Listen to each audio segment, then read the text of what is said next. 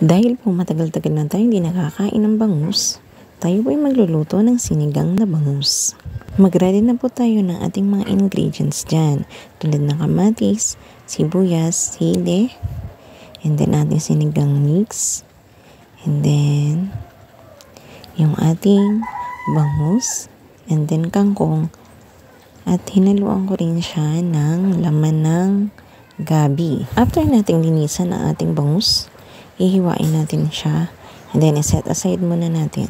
Isautay natin ang ating sibuyas and then ang ating kamatis.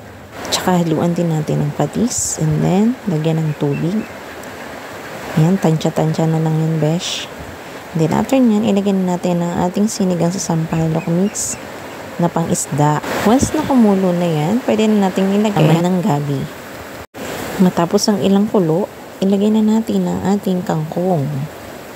Ayan, siguraduhin natin na malinis na ito at walang uod. Syempre, besh, ilagay nyo na dyan yung inyong mga mahika, yung mga pampalasa nyo, and then, tikman nyo kung okay na ba yan. So, ayan, tapos na. Salamat sa pananood.